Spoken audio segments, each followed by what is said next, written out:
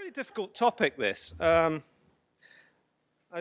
don't talk very often, and every time I talk, I start with it's a really difficult topic, but it is. And I kind of volunteered for this one because I had no idea what I was going to say, because I'm really confused about this commandment. I'm confused about the biblical teaching on it. I'm confused about it, how it applies to my life. In fact, how it doesn't apply to my life a lot of the time. And so I think the first thing I want to say is I'm not standing up here as some expert that's going to preach to you and tell you how to live your lives and how to live your lives on a Sunday.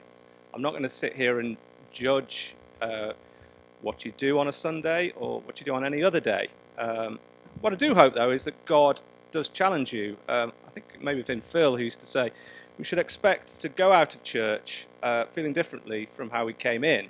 It would be a very strange experience if we walked into church, had all our presuppositions and assumptions confirmed, and went out thinking, well, that's great, I've got it all sorted.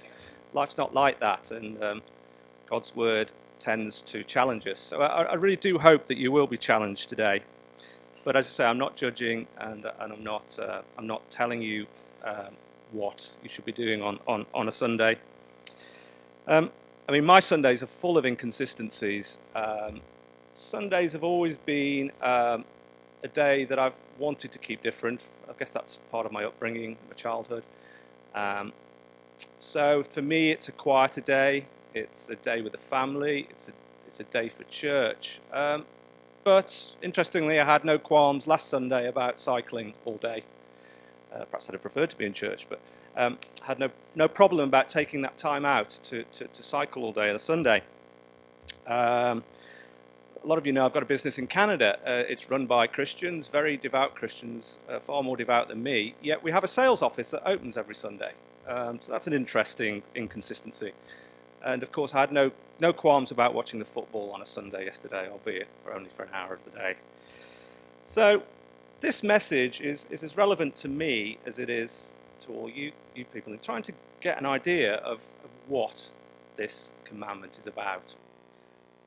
The son seems to have got the right idea. I picked this up in when I was doing my work in the community shop yesterday. I don't normally buy the Sun.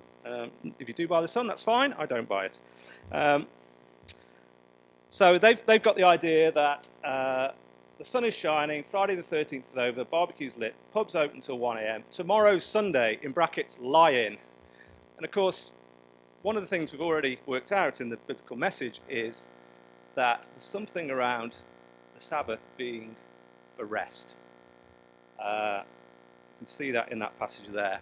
So the Son have got something right there in calling it, a lie-in on a Sunday is probably quite biblical. This passage seems quite clear, doesn't it? Rest, do no work, dedicate the day to the Lord. And it's a commandment. It's not a request, it's a commandment. Dedicate the day to the Lord, rest, do no work. The Jews, the Orthodox Jews, have come up with all sorts of definitions of what work would be. And we saw some of them there. So, the question would be, why aren't the vast majority of Christians, this is one of the commandments, it's the fourth commandment, why aren't the vast majority of Christians following this commandment to the letter? I guess our culture has moved away a lot from this commandment, and that's probably one of the reasons we find it really difficult. A few decades ago, Sunday would have been very different. There would have been no shopping, no professional sport. I once had a holiday in the Outer Hebrides, about, I think, 1997, in the Outer Hebrides, and we happened to be there on a Sunday, and the Outer Hebrides was shut on a Sunday. And I think if you went to the Outer Hebrides now, it would be shut on a Sunday. So, but in our culture, in mainland England, things have changed, and so it's difficult to see what the relevance of this commandment is to us, isn't it? There's a culture of a bygone era, and let's face it, our lives are far too busy. Sundays are an important day. They are still a different day, and there's lots to be done on a Sunday.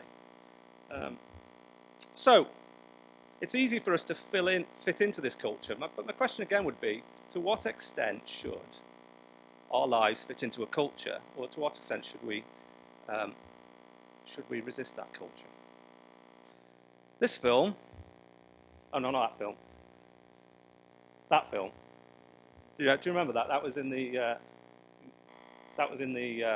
Olympics opening ceremony, where Rowan Atkinson was playing the one note on the Chariots of Fire, and then he started dreaming about the beach scene in Chariots of Fire. It's absolutely hilarious. But anyway, this film really reminds me about what a traditional Sunday might have been. But it's interesting, actually. This film takes place as quite unusual and strange. But we're going to, hopefully the technology works, we're going to watch a video of him being browbeaten by the British Olympic Committee and the Prince of Wales for not running on a Sunday.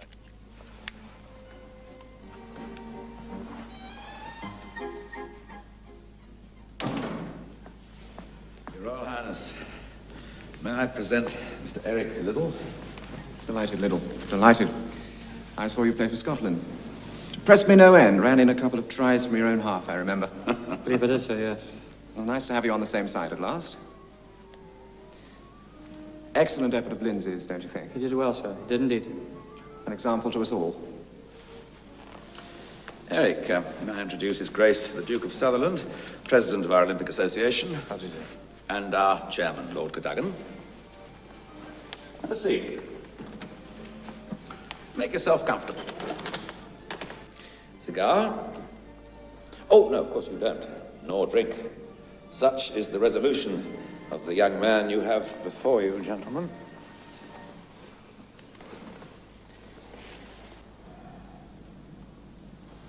Lord Birkenhead has advised us as to your attitude towards your participation in the 100 meters heats, Liddell.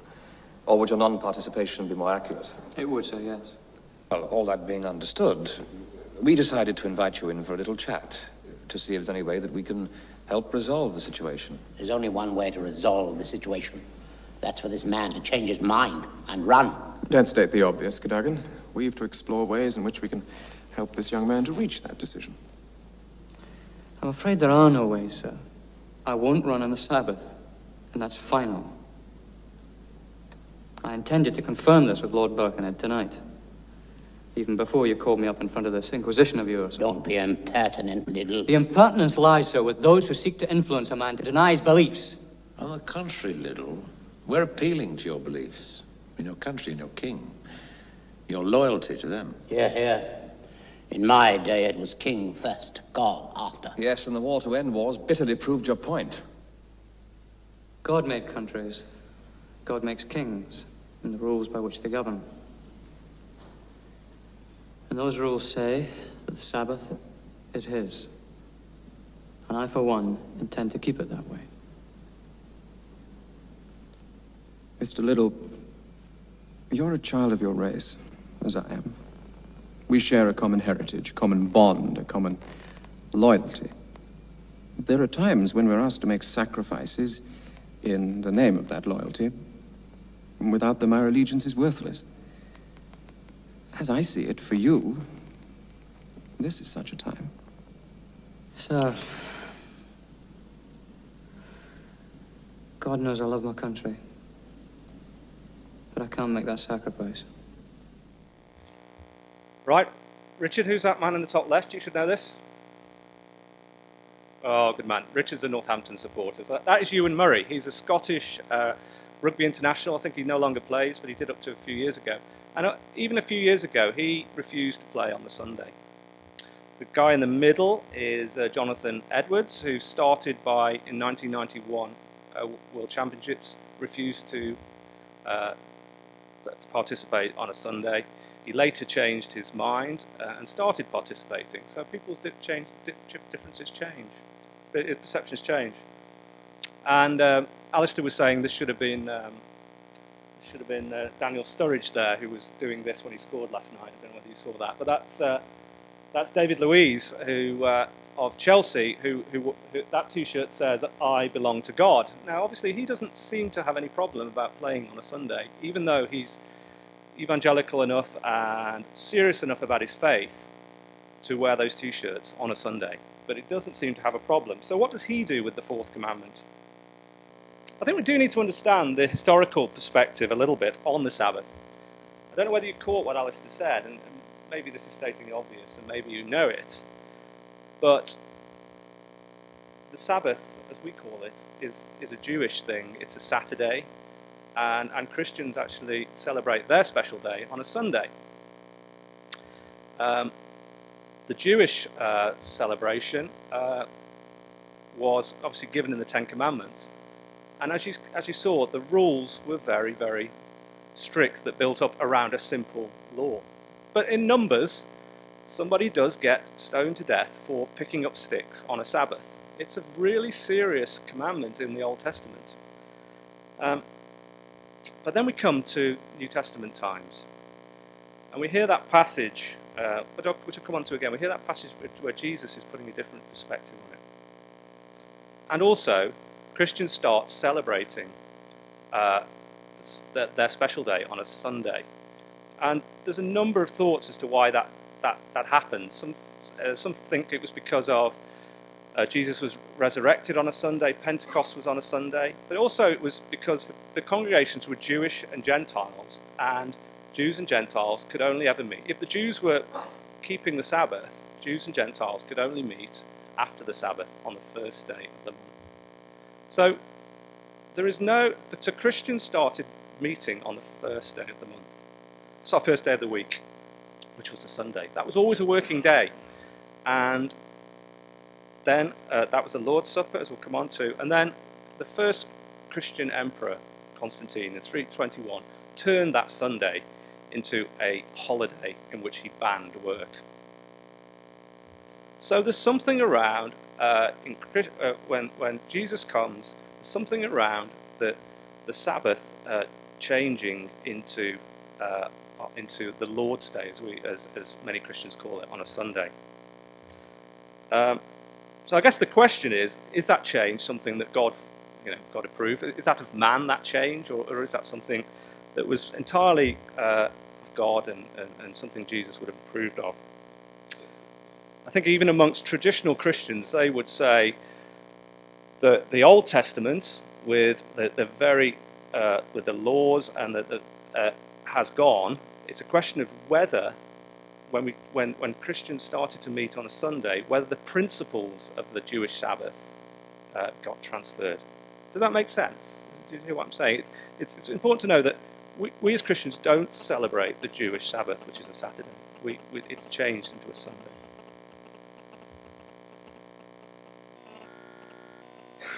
So, I'm going to look at two arguments. And different Christians will have a different stance on this. Messages in the Bible that some Christians would say we should honour the principle of the Sabbath, of complete rest, of no activity, and focusing on God. So, I, the Lord, do not change. All your words are true. All your righteous laws are eternal. And this one that Jesus said. Do not think I have come to abolish the law or the prophets. I have not come to abolish them, but to fulfill them. And they would argue that in the New Testament, the fourth commandment is never formally dismissed. It's never said. Nobody says in the New Testament, do not do the fourth commandment. So that's one argument, and these are probably at two different ends. This is the other argument. Proposition 2. And this is where we come on to this passage with Jesus. The Sabbath was made for man, not man for the Sabbath. So the Son of Man is Lord even of the Sabbath. So there's something around not being bound by the laws of the Sabbath, because the Sabbath principles are there to bless us, not to restrict us. And then these next two passages, which I won't read out, are from Paul's writings. And Paul is really concerned that we don't grab on to legalism, as we would call it, to obeying laws, and thinking that we're okay if we just obey a set of rules. And although he often talks about circumcision and says that circumcision is no longer appropriate, which is good news for us on Father's Day, isn't it? although he says circumcision, he also talks about the Lord's. He also talks about the Sabbath as well. So it's this idea of freedom versus legalism. And a lot of you are familiar with this verse, Ephesians 2, verse 8. For it is by grace you have been saved through faith. It is not from yourselves. It is a gift of God, not by works, so that no one can boast. So what happened in Jesus' time was people were going round thinking they were better than other people. The Pharisees were going round telling people and looking at their behavior, and looking at their activities and saying, you aren't right with God because of what you're doing. And that's not the message of the New Testament. We are free. We are free if we believe in Jesus. So what do we make of it? This picture confused me because I thought that one should be further down and that one should be further up. That faith and grace outweighed work and holiness, but it seems to be the wrong way around. I think fundamentally, my friend Russell put it well. He said, his view is the Old Testament Sabbath was there to remind us of what God has made for us in 6 days. To remind us of what is made for us. Here we have the Italians coming in. Very good. Congratulations. I asked Federica who there's about 6-7 people in their family who they were all supporting, because they were born. A lot of them were born in England, but they're obviously of Italian descent. And she said it's Italy, of course. So congratulations. They always win, you said, didn't you? They always win. So the Old Testament, the Sabbath was there to remind us of what God has made for us in 6 days. In the New Testament, every day is a day where we should remember what God has done for us in the work and sacrifice of his Son Jesus. So every day it should be we should be reminded of what God has done for us. So I don't think, my take is, and you might disagree, but my take is we are not bound by the Sabbath rules. But why are we talking about the fourth commandment if that's the case? I could have just said that 15 minutes ago and you'd all been very grateful. Why would I have said, why? Why are we looking at it? Because I think there's 3 principles that I can see in that rule that are really, really important to us. And I think they're about rest. I think they're about respectful worship. And I think they're about honouring God. So let's just have a quick look at those. If you want to look at the whole principle of rest, and then J. John in his book, The Ten Commandments, which I know a lot of us are quoting in these talks, is a really good book. And he really majors on the fact that the Sabbath tells us to rest. And rest is a really great thing. And rest is something in our society that we've really lost out on. And we could really do with getting back to truly resting as God rested on as God rested on the 7th day. We should rest. And it's really good for us. So these are some of the quotes that he comes up with.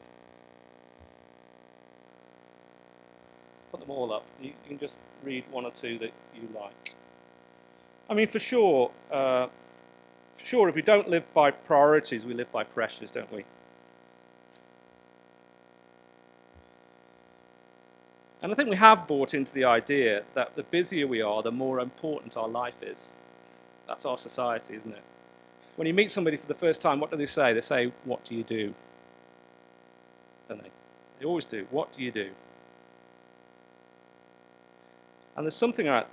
There is a rhythm in life. There's a rhythm of the universe. There's a rhythm of the sun and the moon and our earth, the seasons. There's a rhythm in our life.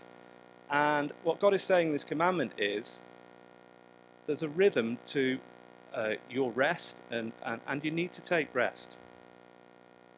And we need to be very deliberate about it. So why not a Sunday for rest? It's still a quieter day than other days. It won't work for everybody, but why not more rest on a Sunday? As I say, there we go, there's me resting. This is my business partner, so somebody said that this was our head office in Canada. Caroline sneaked up on us when we were only asleep for about a minute, but she managed to catch that photograph. that was when we were canoeing in Canada, and we were on an island with no mobile phones, no nothing. And one afternoon, the leader said, "Go and sit on a rock and think."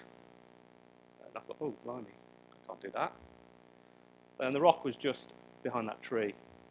And so I did. I sat there and thought, just sat there, and I actually went through my life year by year, which could be quite painful, but I did. I just tried to go through my life year by year and think about each year of my life. And it was a very spiritual experience. Because rest allows reflection. It allows us to focus on God. It allows us to think about God. And that's something we don't do very often. So I think rest is a really important thing. It's physical, but it's also spiritual. And I really urge you to think more about when you can get rest. The key principle transferred from the Sabbath is also about respectful worship. This is a wonderful passage from the New Testament. This is about what the early Christians did when they transferred the Sabbath to the Lord's Day. So they prayed together, they taught, they had fellowship, and they broke bread in prayer. And we might, we have in a sense laughed a little bit at people who respect the Sabbath. But we can really learn from their solemn sense of duty in terms of respectfully worshipping God. I go to a church, when I go to Canada, I go to an incredibly traditional church because my friends go there, and it really is very, very traditional. I won't tell you how traditional it is, it's really traditional. But one thing that shines out is their reverence and respect for God. And that is something that if we just dismiss the fourth commandment on the Sabbath, we can lose. We can just be all very, very casual about it. Yes, every day in the New Testament is a day to remember God and to worship. But again, Sundays is a day when we're all together, so it's a good day to worship. It's not enough, we should worship every day, but it's a good day. I said I wasn't going to say any shoulds, didn't I? Okay, and then the final one. Honouring God. Who's that, Phil? Can you see? He did a men's breakfast. Gary Grant, well done. I couldn't remember his name. Well done, Phil. Gary Grant runs The Entertainer. And I don't know whether he still doesn't open on a Sunday, but his big thing was, I do not open on a Sunday. And interestingly, he didn't say it because I have this theological belief that says I shouldn't open. He said, I want myself and my staff to have rest, and I want to honour God. And J. John quotes him, and he came to a men's breakfast here and was very inspirational. Those who honour me, I will honour. So again, we can sort of laugh at people who really take a very strict approach to the Sunday. But often they haven't done it out of legalism. They've done it out of deep respect for God. They want to honour God. So whatever you think of the principle of the Sabbath, even if you think it's misguided, we can learn from the example of these guys. So 3 things: rest, respectful worship, and honouring God. I think that's what I'd like us to take out of the fourth commandment. Because we are free. We are free. Paul is very clear. We're free from the laws. We're free in Christ. It is for freedom that Christ has set us free. Stand firm then, and do not let yourselves be burdened again by a yoke of slavery. And then the next passage. That we may be justified by faith in Christ, and not by the works of the law, because by the works of the law no one will be justified.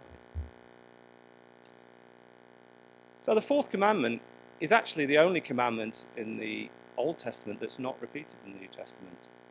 All the others are, and this one isn't. Maybe that's significant, maybe it isn't. But I think the principles of the Sabbath are really, really important. But we are made right with God by believing in Jesus and what he's done for us on the cross, not by following the Sabbath rules. But freedom, I just want to have one slight caveat to that, a warning really. Paul never said that freedom in Christ was sort of chillaxing, whatever. Is that the right word, expression? That's really embarrassing. My daughter's going to be really embarrassed I've used that word, chillax. And turn to Jesus when you remember it, or when you feel like it, or when you've got nothing else on, or when you can squeeze him in. My understanding of the Bible, it doesn't say that anywhere. It says we're very, very free. We are very free. But it doesn't say we should be really casual. And I'm not saying if you don't observe the Sabbath, you're casual, but it's just a challenge for us. How do we live our lives day by day by day?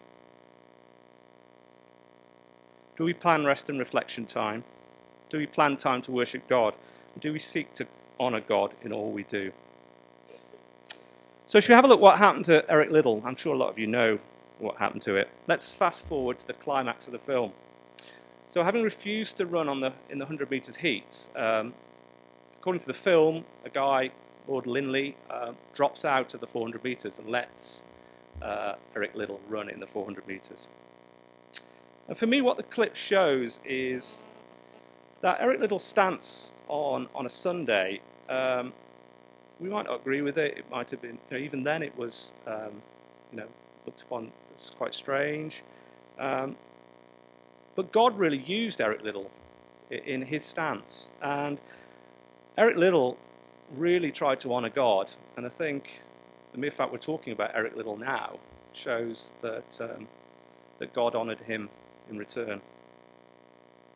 And in that sense, whether he was right or wrong to do that really pales into insignificance, because the message was Eric Liddell was running to glorify God. And that's what we should do every single day. Run our race to glorify God. Okay, so let's see. Sticky moment, George. Thank God for Lindsay. I thought the lad had us beaten. He did have us beaten, Effie. And thank God he did. I don't quite follow you. Well, the lad, as you call him, is a true man of principle and a true athlete. His speed is a mere extension of his life, its force. We sought to sever his running from himself. For his country's sake, yes. No sake is worth that, Effie. Least of all, a guilty national pride.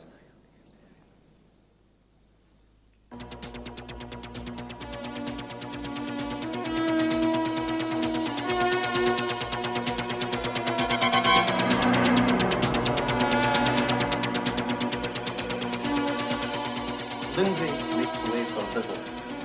400 meters for defecting Scott. Smacks of fanaticism, says official. Man of principle, says primate. We should be proud.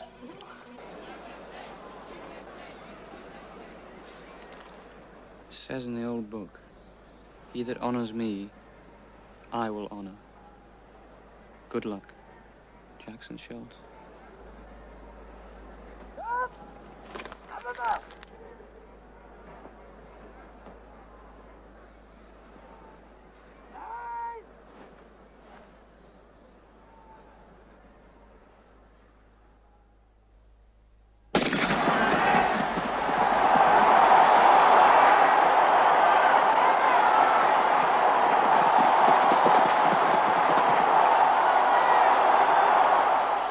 So where does the power come from to see the race to its end from within?